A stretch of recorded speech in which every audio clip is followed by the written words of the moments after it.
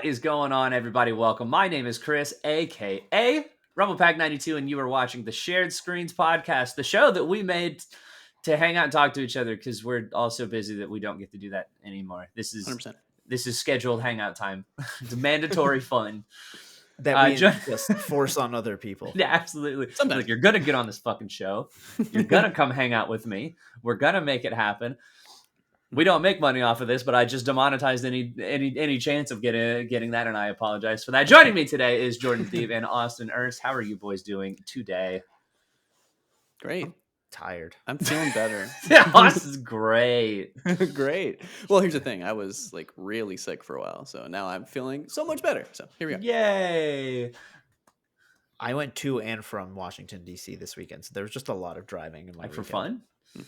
I mean, there was a family friend's wedding. Oh, okay, fair enough. Yeah. Fair enough. DC's pretty cool. Yeah, I mean, it was more like just that general area. Sure. Like, I wasn't actually in D.C. proper, but like, yeah.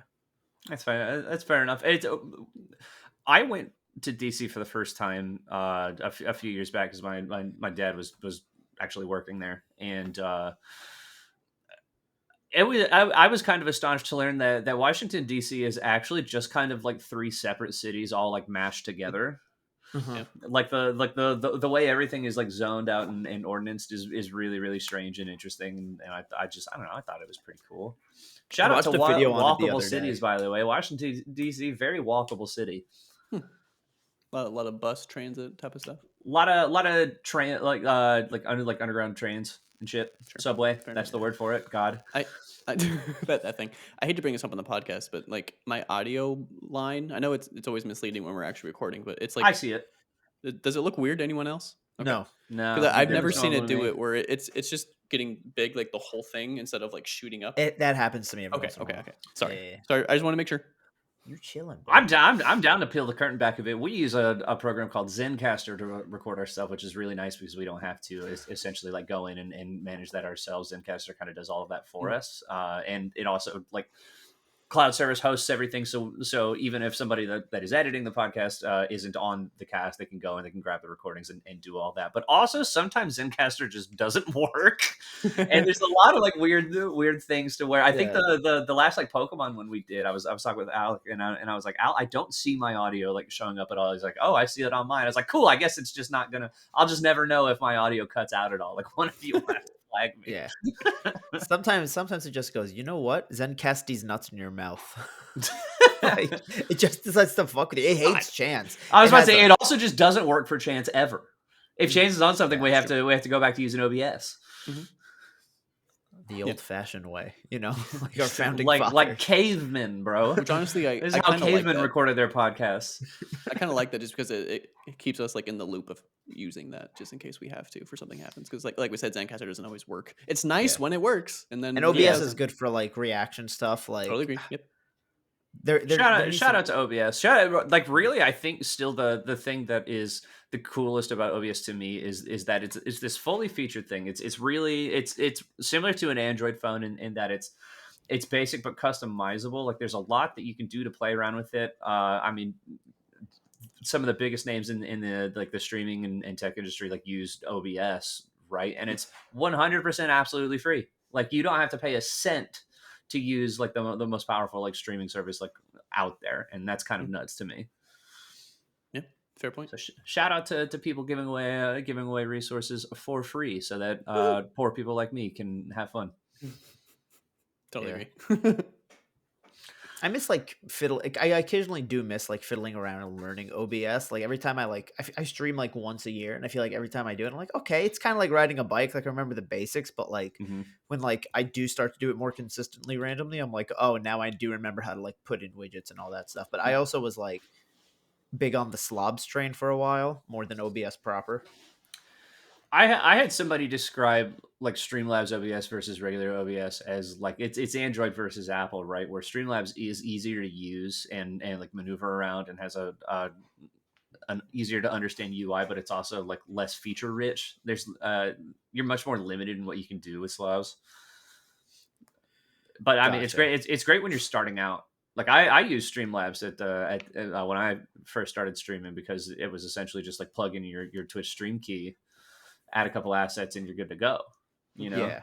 I do think it is worth, like, for anyone getting into streaming though, like, definitely take the time to learn to maneuver and edit OBS. Like, it really is like a skill that will be forever useful. The company I work for is called Open Exchange. That's the only thing that I can say publicly about it. But like we do use OBS like there too. Like if you learn it, you can find professional jobs like using it even. So something to keep in mind. Yeah. Something to That's keep in always mind. fun. So what have y'all been doing lately? I feel like I haven't talked to you in forever. It's been a minute. I'm sure that's probably not true. I guess most of us did just hang out for the Game Awards or the Oh, game. what an award show. That was an award show. Sorry. Okay, what a show. What a show the Game Awards was. I heard they even have awards there. I didn't see Occasionally. them. Yeah, a little bit. Not enough. I was Congrats I was to actually BG3. BG3 shout deserved out it. Baldur's Gate 3. It fantastic game. I played it last night. I'm probably gonna play more of it tonight. Very good game. Buddy of mine just picked it up. Like, he had like school shit, and so he was like, I can finally play Baldur's Gate. And I was like, all right, I'll reinstall all fucking 150 gigs of it. Damn. It's massive, dude. I love that our very own Jim Tasty, aka Brett, like, has this running joke of waiting for Baldur's Gate to hit Xbox so he can play it on the Series S. Series S, yeah. And now he can, right? And now he can, because they shadow dropped it at the Game Awards. In a weird like trailer. like they won Game of the Year and then released it on Xbox, like, just immediately. They were gonna say it in their speech, but they got cut off. Did not have enough time to mention it. It just felt weird because the trailer just said it's party time, and it was like, Cool. does that mean Because Yeah. you can party on up. Xbox? Tweet just Because came you're out. in a D&D party. I mean, I It's get it, but like wordplay. there was nothing on there that said Xbox, and I was like, No, yeah, it just I, know what I mean? I remember getting on Twitter and everyone being like, "Oh shit, it's on Xbox." But that's his like thing though. He's like, I'm waiting until it's on Series S and then I'll play Baldur's Gate. And I'm like, that's going to be the only game that you can have installed on that thing, because it's the Call of Duty thing, Yeah. right? He's gonna say, I'm waiting for it to come to Nintendo DS. Y'all saw that footage of that house blowing up last week? Yeah. Huh? Did you see that? Like this house just like exploded. Where was it? In New York? I don't remember where it was. I thought it was in like Virginia or something. Was it? I don't know where it was. Basically, but- cops went to search a house, and when they went to search it, the house exploded. Yeah. Which is like, what type of black cat shit? Like, Was it in Virginia? yeah, Maybe. I think. Arlington? It was within the last like week or so. But yeah, this like house like fucking exploded, and I'm pretty sure that's what would happen if you tried to run Baldur's Gate on the Switch. Oh, that's where we're going with this. I was like, that was quite a segue, but let's go. Let's go. You got the setup and then the payoff. Right? I had to take a hard left turn to get there, but we got there in the end. It's okay. It was in Virginia. It was in Virginia. Was it in Virginia? It was in Virginia. So not far from where you just were for your wedding. If it was in Arlington, bro. I don't know. Because Arlington Damn. is like near DC. That DC. It's like part of yeah, the yeah, area, right? Too close, It's one too of those I don't things, remember yeah. off the top of my head. Were you there when the house exploded? Could you feel the shockwaves? No. Oh, all right. Well, I mean, that's okay. I can proudly say I was very far away from that. But yeah, it's like I don't know if we want to get into the Game Awards, or we want to save that for a show that's more geared towards us talking about games. I do Let's have not. thoughts on it. All right, yeah, Yeah. that's fine. I think a lot of people have also covered it well enough. I'll say the Herald of Darkness performance. I think I'm gonna play Alan Wake Remastered and then play Alan Wake 2. I'm gonna tell you right now, don't play Alec Wake 1. Alec Wake 1. It's not good. Alec Wake. But I really like. I just really want to get the idea of like who he is. And I have another friend that's Watch a recently video. done it. Watch a video. The game genuinely sucks. I don't know how else to say this nicely. It's not a good video game. The thing is that even when it came out, like back in like the late 2000s, right? Because it was like what 2009, 2010, around that time. Yeah, 2010. Look at me go.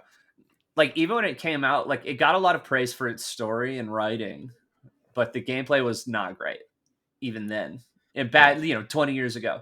The gameplay is very bad. But I also think that if I can like push through the jank, then like the 2 would be even more impressive. I to love me. Alan Wake 2. It's in my top 3 to 5 for the year. And in a banger ass year of games. I don't want to talk about games this whole podcast, but I've been telling you right now, if you think you can get through that jank, you're wrong. It's just really bad. And the story is good, but it too has a similar problem where like it's really good, but it's kind of like up itself. Like it thinks it's this new glorifying thing, and then it has this like ending. It's gonna be like fuck you, and you're like, well, okay. Like it's good. It's really good writing. Don't get me wrong, but I feel like it's almost just like trying too hard to do something else. Interesting. Again, this is just one person's opinion on it. I pretty don't much think agree. you I should would play say one. I would say watch a video. I would say Get watch the- a lower get video the- and then get play the 2. story and 2 move is on. worth your time. The thing is, I remastered. I already have because it was free on PlayStation Plus at one point. I did the same thing. Yeah. Okay, I was like, hey, I'm gonna play Alan Wake 1, Alec Wake. I keep saying that. And then I'm gonna go into 2, and it's gonna be great. I played like I'm gonna call Alec, Alan wake Wake on up. the I next don't podcast like that he's this. on. Alec, wake up! I played I've been like 3 seeing to 4 Stranger hours Things. of the original, and I was like, I can't do this. I just can't. It's always heartbreaking too to go back to a game that you loved when you were younger and being like, man, this kind of That's- sucks.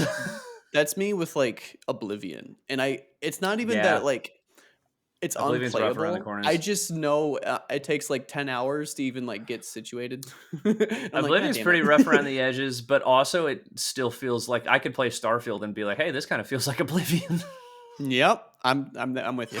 Yeah. But I still love Oblivion is the thing, and I know deep down I would. Well, love it if I Oblivion just was pushed fun. through, but I feel Anyway. like games from my childhood I've tried to go back to, like, have for the like I'm trying to think of ones that I notice have aged super poorly, but it's more like I never played, for some reason, somebody that was as much of an N64 kid as I was. I never really played Mario 64, so when I went and played it on like the All-Star thing, I was like, nah, this feels so uncomfortable to play. But then like I could boot up Donkey Kong 64 or Pokemon Snap or Pokemon Stadium, and I'm like, these feel great and have not aged at all. Like I feel like these feel good. I had it happen recently because I was messing around with my Steam Deck. I finally got a PlayStation 2 emulator to work. It turns out for like a year I just been putting my PS2 BIOS in the wrong folder, and I'm really mad at myself for that. Oh man. So I was like, Cheat. okay, I'm gonna pull up a bunch of all the games that I haven't played in years, and one of the remember things that loving, was one of those was the Lord of the Rings, The Two Towers, which is a fucking banger ass game, and like I'll hold that.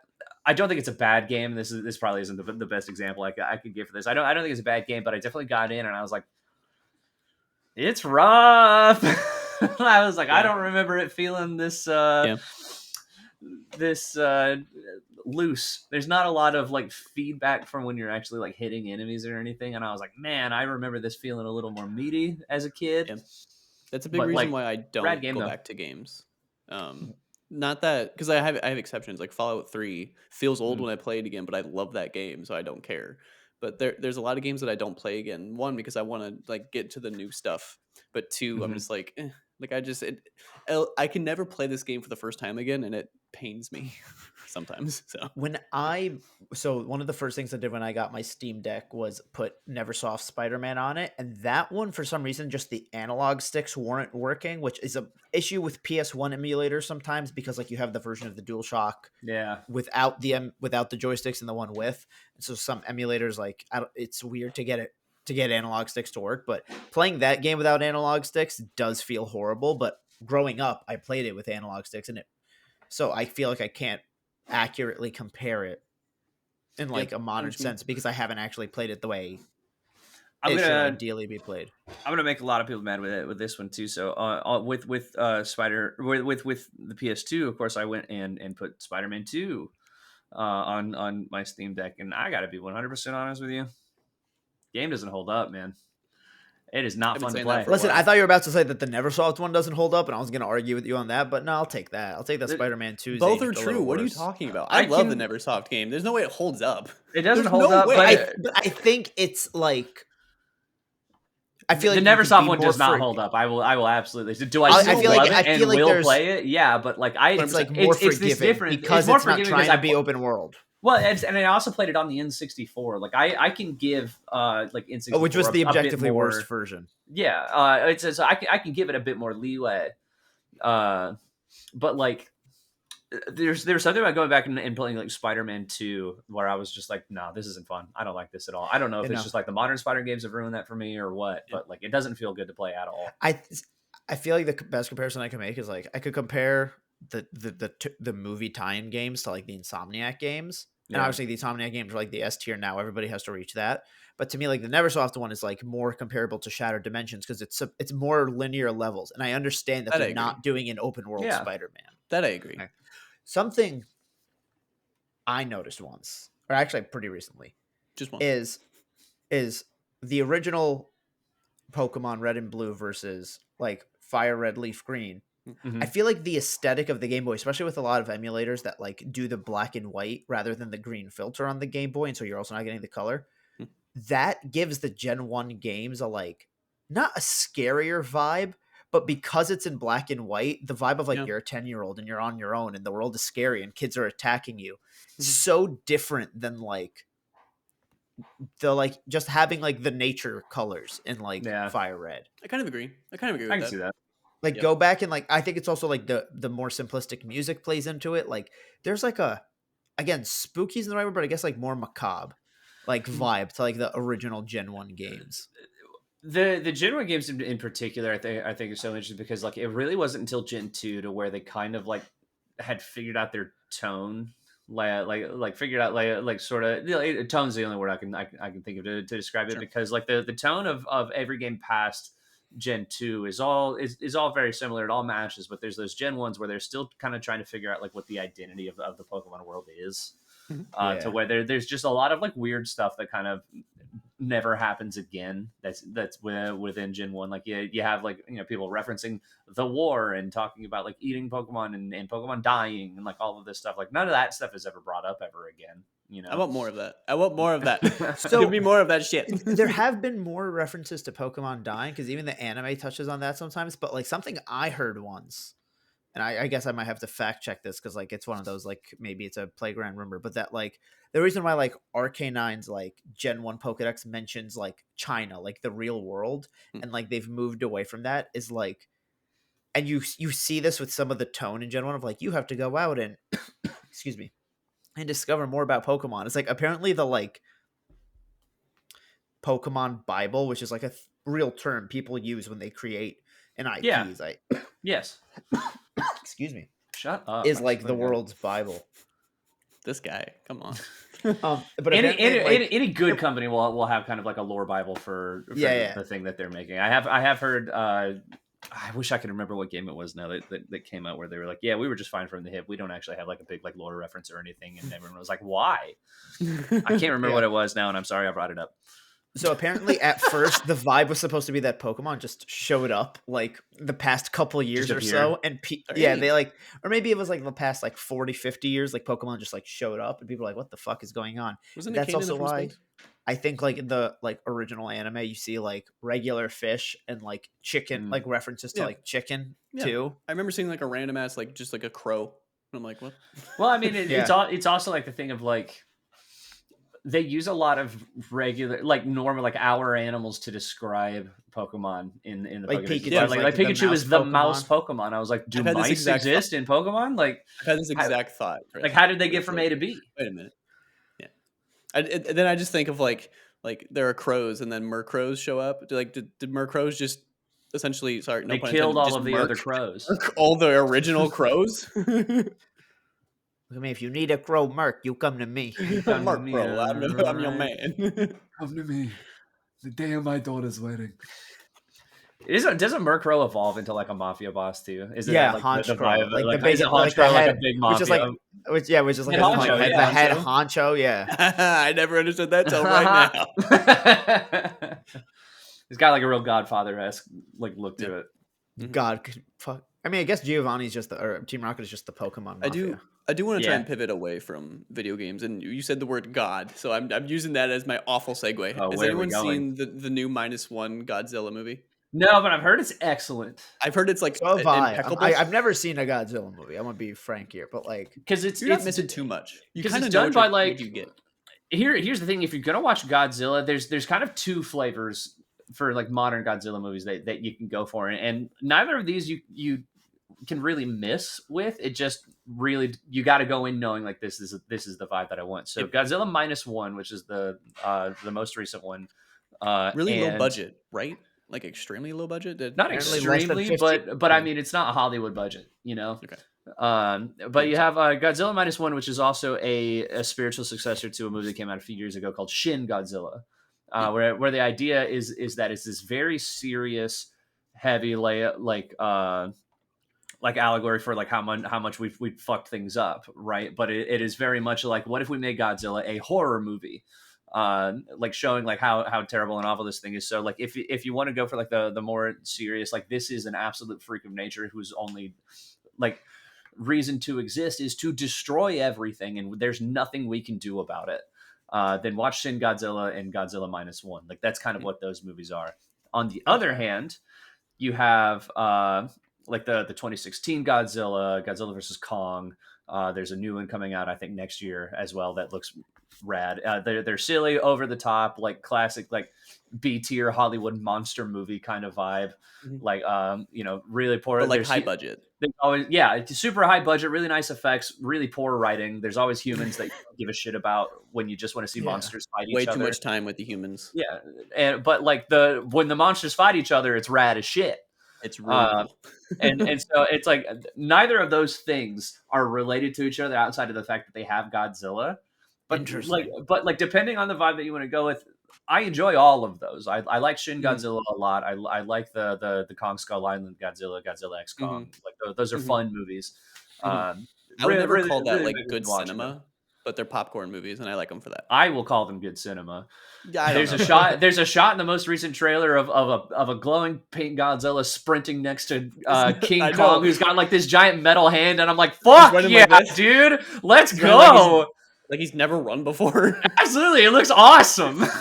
He's running like Gumby from the TV show. You look at that and you tell me, and you don't get hype as fuck to watch them go fuck up an even bigger King Kong. That movie's gonna fuck, dude. I'm gonna say that movie probably day one. Like I don't know what you're it's my favorite comment was like, this is the dumbest shit I've ever seen, and I will be there day one to watch it. Yeah, 100%. I disagree with the notion that cinema has to equal amazing. Cinema, I think, has to equal entertaining. Well, Godzilla's fucking entertaining. I'm not equating cinema to entertainment, I guess, in that. Cinema to me is like Scorsese. Or that kind of cinema should make you feel it. If it makes you feel excited. Yeah, like and King Kong fighting Godzilla, it makes me fucking feel, dude. It is really cool. I'm with you. This seems more akin to Transformers than like Oppenheimer is what I'm getting at. Oh yeah, no, for sure. Like absolutely. Like the monster movies are silly. Like you're gonna watch it once and never think about it again. 100%. But like Shin Godzilla, Godzilla minus one, that cinema, those things will stay with you. There's a point to them. There's a message, a theme. And then there's all. I know you were talking about like modern movies, but to me, there's almost like one more category, and these. I don't know if these were necessarily movies, but I think there was like a TV show back in the day where like Godzilla is clearly the good guy and like helping humans, and like that was a thing too. And it's just like I've never understood that one. Like you could even argue there's flavors of that in like the more recent. I agree. There's like small tints of that where he's not the good guy, but he's like I don't want all this shit to happen. I'm the king here. I make those decisions. You think they make like Remember in Rugrats in Paris, how the guy that Chucky's dad ends up marrying, she's like doing that play about like falling in love with the Reptar. You think they ever make like that with Godzilla? Everything we get. I'm sure it exists. There's so much Godzilla out there. Wasn't that a thing? Am I wrong? There was a King Kong musical. I know there was that. There was a King Kong Broadway musical. But I'm saying, do you think we get a Godzilla story where a woman falls in love with Godzilla and that makes Godzilla want to love humanity? I would be surprised if it doesn't exist already because Godzilla's been around for so long. Yeah. You think maybe like Rugrats were parodying something? Maybe. Or they were kind of combining the classic King Kong and Godzilla motifs together, you know. You brought up Rugrats, and this isn't the Rugrats in Paris. I don't even remember what it's called, but maybe it's just the Rugrats movie. I don't Rugrats the remember. Yeah, movie? yeah, the first one, which is Yeah, listen, where- the Rugrats the scene- great, the but Rugrats scene- one better. Fair enough. The scene where Spike, I think his name's Spike, comes back and dog. fights off that wolf Yes. on the bridge. That's cinema. I don't give a fuck. Cinema right there, dude. You want to know? No. I'll tell you exactly why Rugrats the movie is actually cinema, because they reference a biblical. I forget. I'm not good with my Bible stories, but whichever ones when the brothers want to kill each other. When Cain and Tommy Abel. holds. Yeah. When Yeah. Tommy holds Till's pacifier? bottle up at Or the bottle, that's what paci- it was, yeah. Well, I forget what it is, at the sky, and Till's crying, and it's just there's a biblical reference in a children's movie, and in the beginning of that movie references Indiana Jones. It does. I saw Indiana Jones for the first time when I was like 24, but you know what I saw when I was 4 years old? Rugrats the movie. Fair enough. What? Respect And to you. it's funny Am I that gonna watch Rugrats? it's funny you bring up that there's a biblical reference too, because like wasn't the Pickles family Jewish? Like I distinctly remember like a holiday episode of the Rugrats So- of them like learning the story of Hanukkah. My right, like- my I think you're right. understanding or reminder, or could be wrong, is that I think they were an interfaith marriage, because I think there were Possibly. Christmas episodes, but I do also remember, yes, his like his mom's parents that lived in like the old country and had the heavier accents. All right, here I go. I'm gonna Google, are the Rugrats, Rugrats Jewish? Rugrats Jewish question mark? Welcome to the Rugrats podcast. I'll be your host. I will host a Rugrats podcast, man. Rugrats. I pulled up a Wikipedia article. Judaism and Rugrats. 6th episode of the series are devoted to Jewish holidays and to explaining their story. And the Pickles family is shown to be part Jewish. The first You're Rugrats correct. Jewish holiday special was suggested to begin to the production staff in 1992 by Nickelodeon executives as a special devoted to Hanukkah. Yeah, how about that? So yeah, it does look like Tommy's mom and her family were Jewish. Nice. How about that? Remember when they tried to do Rugrats? That's all growing actually up? how I learned the story of Hanukkah, by the way, was Rugrats. So you know, I learned the story of Hanukkah through Blue's Clues. There's a Blue's Clues one. Yeah, That's I'm fun. like I didn't know 99% that. sure. When I was a kid, I had the Blue's Clues birthday episode, and I would watch it on my birthday. That's neat. Oh, I had a chair, a notebook, and a crayon. Same. Hell yeah. I technically Steve was the first cosplay I ever did, because my mom took a picture of me Mine when she was- got me one of Steve's shirts, put me in the little JCPenney portrait thing. The JCPenney portrait green screen, put all the Blue's Clues characters around I me. wish, Jordan, that was my first one. Mine was fucking Winnie the Pooh.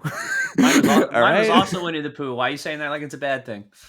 Because Now, I didn't have pants. Was yours actually? Oh, so you and a Winnie the Pooh Yeah. costume. They actually had you just Winnie the Pooh in it. So you were I Donald did Duck. initially. like Initially, I that. I had a like Donald diaper. Duck It in didn't it. last long. If it's a diaper, then you're Tommy Pickles in it. Just saying. Which is like- the diaper didn't last. Is what I'm telling you.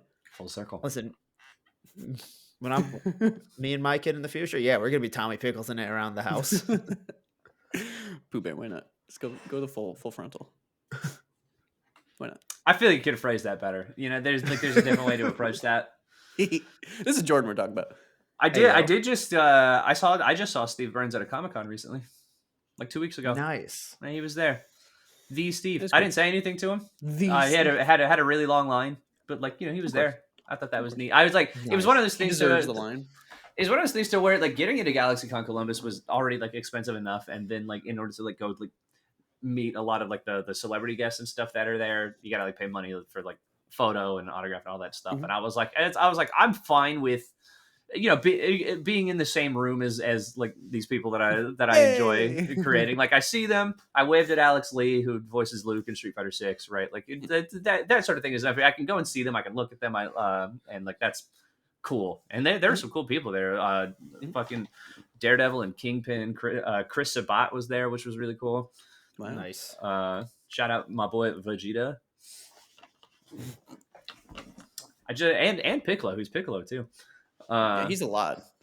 Honestly, I think he's like he's Half very of them. involved. bunch He's of like villains and he's the shit. Seth MacFarlane of Dragon He's Ball Z. very involved in Dragon Ball Z, because I think he's like part of the production team of it as well. Like he's not just like one of the voice actors. Like I he's was- very involved with it.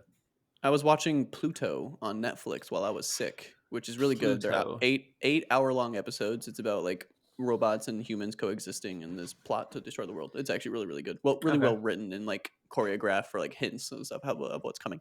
Anyway, I randomly heard, I don't remember his name, but the guy who voices Goku. Sean Schimmel. Yes, I randomly Yeah. heard him as like a very small role, but like as like a bad guy, and he was saying some shit, and I'm like, why is that messing with me? Like it was like it's because I was hearing Goku's voice saying something like really fucked up, and I'm like, what? It literally took me a few seconds to just like realize why it just wasn't settling with me. See, I forgot at what point I realized that Superboy and Young Justice was Nolan North. And the second I realized, I was like, how the hell Yeah. did I not realize that? Mm. But then when I went and watched the 4th season, I was like, I hate that I now know it's Nolan North. Yeah. Or I've now put together that it's Nolan North because Mm. it's every time he speaks, I'm like, you're not Superboy. There you're was Nick there Drake." was definitely a point in time where Nolan North was in everything. Yeah.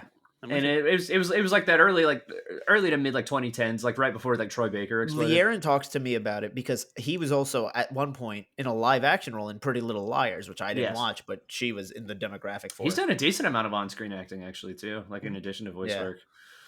He was in the Uncharted movie. He was in Uncharted, which Yeah. the second one is currently filming. I just saw. I hate it. Do we need one? Yes. I'm No, we okay. don't. I'm We okay didn't with need the the first one first being a one. good 7. I'm never in. need to see it again. I absolutely understand that I am 100% in the minority that really enjoyed the Uncharted movie. It was It was good. stupid and That dumb. movie ate my son. It's one of those things where like the casting's definitely a little weird. I don't love what's his face as Sully. Why can't I remember his name? Mark Wahlberg. Thank you. Yeah, I don't love Mark Wahlberg as Sully. I actually don't mind Tom Holland as like a younger Nathan Drake. That doesn't bother me really. I thought he did a good job with it. See, I wanted them to do what they did with The Last of Us with Uncharted, which is like just adapt the story. Yeah, But for I this didn't screen, want that. I didn't. I specifically did not want that. I'm Because actually I'm with Austin on that one. I don't need the Uncharted games are movies enough. Where Yeah. it was sort of like it was an amalgam of like all of like these different like set pieces. From the games, I think right? that's Like, the thing that also upset me is that it wasn't like, okay, well, here's a thing that takes place somewhere. It actively contradicts the lore that we get in the games, so it is just like. But I loved a its angle loose-based- at like taking set pieces and small little tidbits Yeah, from the game. I 'cause really I- enjoyed that of the movie, I especially think like the opening act. Yeah, I Mhm. think they at one point went, "There's no way this is getting a sequel," which I'm very surprised it did. And so they went from let's Maybe a decent amount of money. let's go from making this Uncharted 1 to the best of Uncharted the movie. And I'm Because okay if also with that. I remember correctly, the plot is like half of Uncharted 1 and half of Uncharted 4 smushed together. it's like Essentially, 1, well- 3, and 4, or at least you had the plane sequence from 3. Yeah, it was. Yeah, no. The plot was like 1 and 4, but the sequences were like the best of. Was 'Cause, there a like, it movie was- recently that did the train scene from 2? Did I dream that? I could have swore there was something that like recently remade that scene. I could be wrong though. I think I know what you're talking about, but I can't remember what it was. I'll look it up. I swear to God, something just like There was stole that. definitely something that was like similar I feel like this is ringing a bell. recently to the Uncharted Yeah. 2 train scene, and everyone's like Uncharted did it first. Mm-hmm. Was it maybe like another game doing a similar set piece? Maybe. Wallace, oh, that, you know yeah, what? you got it. I think it was Mission Impossible. It might have been It's Mission a Impossible. possibility. I still haven't seen the newest one, which I've heard is very good. Yeah, July 9th, 2023, Mission Impossible Dead Reckoning's train sequence was not inspired by Uncharted 2, director insists, but it was basically the same thing. Yeah, maybe that is what I'm thinking of, but that train scene is like one of my favorite things. It's a in hell of a video games, coincidence. period. That is from Adele Anchor's Range at IGN. All right, fair. So Mission Impossible makes sense. I mean, there's clearly a lot of like Mission Impossible influence in Uncharted. Like, I mean, there's so many Mission Impossibles now. They had to do something different. Yeah, they can only do so many set whatever. pieces. I mean, And it's Tom Cruise. Tom Cruise can only physically run down the side of a building in Dubai so many times. Yeah, you it's know? like, what's he gonna do by the next one, man? He's strap gonna himself physically to a pick plane. up a helicopter and just huck it at someone. Chris Evans gonna already Captain held America. onto a helicopter. Remember, he fucked up his arm. His Yeah. bicep. I thought wasn't his bicep? It might have been his arm. That's I on think his yeah, arm. yeah, he tore. I mean, I guess. He's Oh, not sorry. wrong. I totally said bicep and meant pec. Oh, okay. That's on me. That's on me. Yeah, That's on me. I was like, his bicep is is his arm. You know, I was it's on it. saying bicep and thinking booby. R.I.P. Chris Evans' booby. Have you guys seen Scott Pilgrim Takes Off yet? I'm not a Scott Pilgrim guy. I've never seen Scott Pilgrim. Yeah. What? I know, Chris. I feel like we're letting you down on that. So, everyone loves that shit. I can at least understand being like, saw it wasn't for me. Like, okay, how have you not seen it, Jordan? I feel like that genuinely I surprises just somehow me. missed it. I get that a lot. I get that a lot. I watched it and I liked it, but like I've never understood the like everyone just like pouring over it and thinking it's like one of the best things since like sliced bread. Like I'm like, yep, it's good. And then it's one of those things where it's like it's funny, it's written well, and like I think the biggest thing from the movie is really like the special effects. Like that's like one of the biggest parts. And it is very funny. I have been told multiple times I need to watch this movie. Like you do, Jordan. It's a lot of like really incredible like filmmaking techniques like used in the movie. Like it's pretty cutting edge in a lot of ways. And then like the story is there. I read the comics though too, and so like when the movie came out and the ending like wasn't the movie ends differently than the comics do. And I prefer the comic ending. So, but like the first half of the movie at least is really, really excellent. Yeah, as someone who's only seen it once and was like, nope, good, and moved on. Like you need to watch it, Jordan. I think it'd be I think you would like it. For you. Yeah. And it is good. It's a good movie. At worst, it's a good set. I've missed throughout my life. A lot of weird things on a lot of weird things on my backlog of shame, both in film and video games. Ugh, I don't even want to think about backlogs. Like, just don't even get me started on backlogs. Because the problem is with trying to come up with movies that I haven't. Like a couple of years off, Yep. Every time. The problem with trying to come up with movies that I haven't seen. Like I can't remember the names of any of them, so like I've never seen any of the Jurassic Parks. Speaking of Jurassic Park, bullshit! You haven't seen the original Jurassic Park? No, never. Jordan, there's no way. I don't fucking believe you, dude. There's absolutely no shot you haven't seen Jurassic Park. Did you have cable TV because it was on all the time? Never seen it. You're lying. You're lying. God, you have cable TV. I know what it was, but I had never been. Of course, you know what it was. You have to watch Jurassic Park, the first one. He's talking about Jurassic Park like it's like I don't know. You're not making sense right now. All right, you have to watch Jurassic Park. It's like Jurassic Park is this franchise in this weird spot where the first movie was genuinely mind blowing. In every single capacity, right? It's written incredibly well. It's shot incredibly well. It was cutting edge special effects at the time that still hold up well to this day. Coming out in 1993, there's this fantastic like moral center to it, where the idea of like corporate greed, like pursuing, like going past like our own levels of morality and like all of these other things, right? Like it's this really like poignant movie. Just because we can doesn't mean we should. Yeah, there's this really poignant theme alongside like scenes where you're running away from velociraptors and T-Rex and all that, and then the rest of the movies are fucking stupid. Like it's that is totally true. Every sequel after Jurassic Park looked at Jurassic Park and was like, "What made this movie special?" I know dinosaurs, and they completely ignore all of the central themes. That's from what the I first hear. movie. And the thing is, like, I can't explain to you why I haven't seen these random movies, but it's one of those weird things where it's like being the oldest child, and then also where I live, like. Because I've older cousins from one side of the family, but I live primarily near another side of the family where I'm the oldest grandchild, and I'm first generation. So like my parents don't really know what to show me. So like I've never also had like a lot of opinions on like old music because like my parents don't listen to older American music. I think most of my I didn't hear the Beatles till I was like in high school.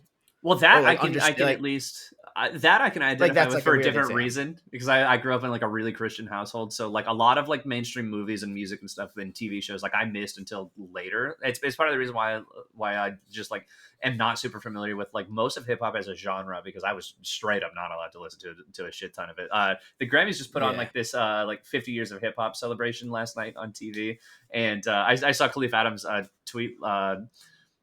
A clip of like Will Smith performing, and I was like, that was one I was allowed to listen to. I can go watch Will Smith. And I was like, yeah, I love that. I have that nostalgic attachment to these songs, but like I absolutely understand that, and so like I'm with you in that. I have a similar thing where I have missed a lot of like movies and stuff that would probably like get the same reaction to me as not hearing that you haven't seen Jurassic Park, but it's crazy to me that you haven't seen Jurassic Park. I grew up in like a small town in Iowa, and I was poor. Yeah, So I had like The Simpsons and country music. couldn't watch The Simpsons That's until I was it. a teenager. Wasn't allowed. I still like The Simpsons. It was you with like your reruns of The Simpsons and like your CD player of country music against the world. And I knew like immediately I was born into the world and heard country music, and I was like, it's just not for me. Wrong state. Super fair, especially like once you hit like the 2000s, like whew. And there's some country music I get nostalgic for, just because like it would be playing in the car and it brings back memories and stuff. But like overall, country's just not my thing. There's a lot of really good country artists now that have broken off into that That's a sort good of country like song. that sort of like indie country fusion. Like you think of guys like Yeah. Noah Kahan and that sort of thing, like who are absolutely popping up. Like I think that stuff's really good, but like country, I still have a hard time listening to. I remember being like the only thing I could like stand and not lose my mind over was like Rascal Flatts. And the only reason I was like okay with Rascal I Flatts hated was because Rascal I was like Flatts. Cars. I was like his voice sounds Cars, cool. baby, yeah. That's all I have. Because everything else, like I just thought he sounded slightly different than everyone else, and that's the only reason that I was like okay with it. It's hard to get any better That than- does not mean I had the Rascal Flatts CD because I didn't. The problem that I think all country artists like still to this day have is like you're not going to get any better than Johnny Cash. Like it just Sure. it's the peak, Mhm. It's as good as it'll ever get. I believe off the top of my head, I can think of 3 country songs I like, and one of them is the Cotton Eye Joe. So like, Yeah, Take he's that got as Joe well. fucking smacks, dude. One of my favorite I don't even jokes. consider that country. for me, It it's is. Cotton Eye Joe. Shake It For Me. I'll be honest. Shake It For Me by Lou Bryan. That's a fun banger. That's just like that's like a party. That's just like a party banger with a little country Sure. twang. That's fine. And the third one, Before He Cheats, Carrie Underwood. I was like, yeah, that one. I'll take that one. Ooh, that's a good one. I'll yeah. belt that out in my car like I got cheated on. I'll give you. I'll give you that one. Carrie Underwood fucking goes hard on that song. Music does that though. Music will make you sing and say some weird shit, and you That just woman, feel it and bro, understand bro, it, and you you've turn on never that song, and experienced it. I am suddenly a heartbroken woman. That's what I I'm mean. like, yeah. Yeah, no, 100%. I'm about to take a baseball bat to my ex-boyfriend's car right now. You know. Art. Yeah, song is rad. It's such a fun thing though too, where it wasn't something because I didn't start getting into country music until really like over the last like year. It was I had like an awakening where I briefly found talked about this, I think. I found a few artists that I liked and I went, oh shit, wait, maybe it's not all dog shit like I thought it was. Yeah. There is definitely a trend that I've only found in country music to where like you get a lot of these women artists who write a lot of songs about basically it's like, hey, like, my man like disrespected or cheated on me, so I'm gonna fucking kill him. Like there's so many songs about killing ex-lovers. I was like, God, Leon damn. listens to a lot of that music.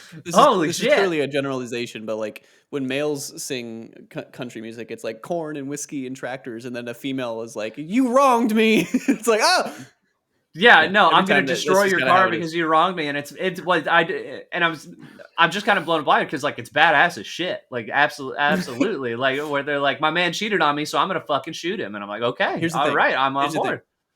I stick with that generalization where I said the female version of those songs is always better. Like Oh, it's yeah, always no, much no. better than the absolutely. track. You're saying it like exactly what you said, but like you said that in a positive way. Yeah, absolutely. I just feel like I don't retain it. Because like I'm sure I've been to like restaurants that have like themes or like moments in movies that like take place in certain areas where like they're gonna use country music, but like none of it's ever stuck with me.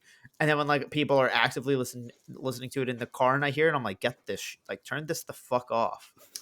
There's But, like, at the definitely same like time, there's a like, ceiling catchy tune's a to catchy tune, which is why occasionally it's like, all right, maybe there's a catchy tune. ceiling to like how country I can get. Once you start getting real twangy and just like real backwoods is when I start checking out. the moment it starts to sound like a movie score.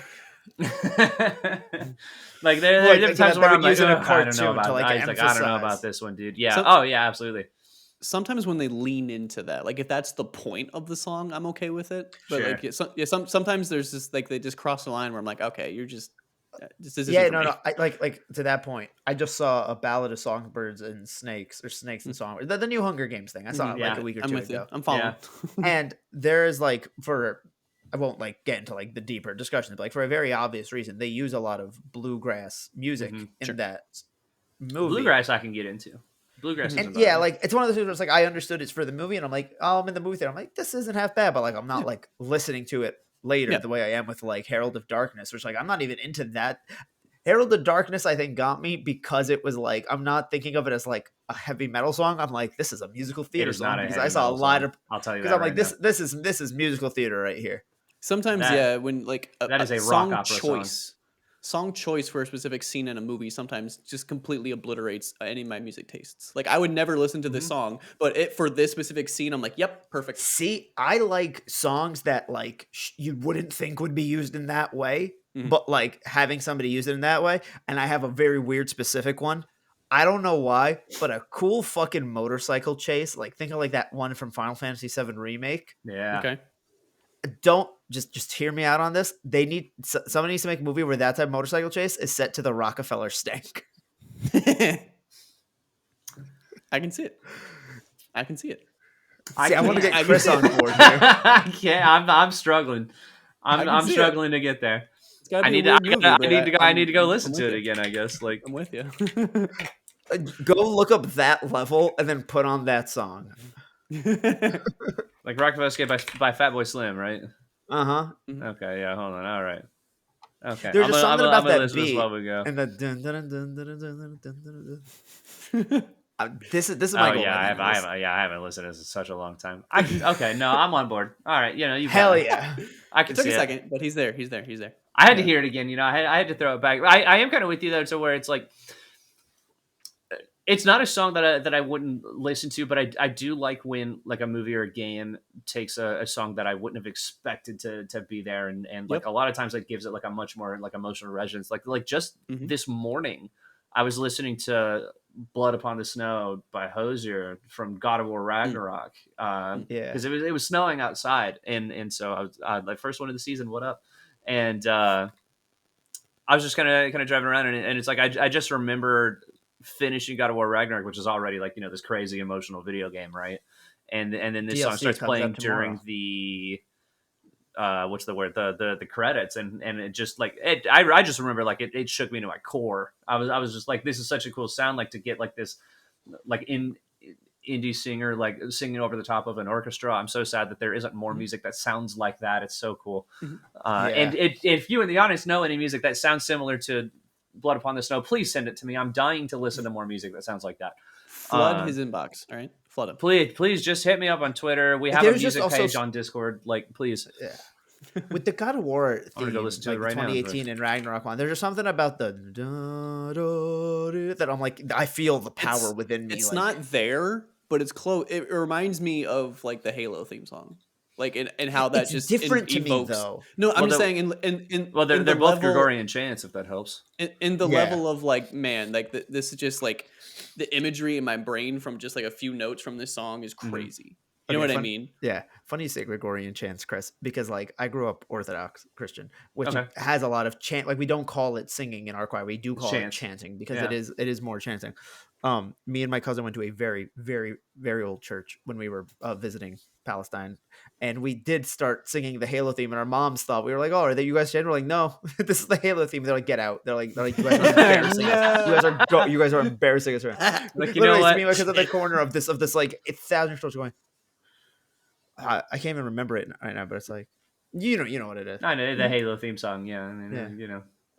Yeah, no, I'm with you. And on that note, this has been the Shared Screens podcast. Thank you guys so much for watching. We really appreciate you being here. If you don't already, what the fuck? Follow and subscribe. How did you get this far and you haven't hit that button yet? That's so strange. But also, thank you and we love you. We'll see you again real soon. Bye.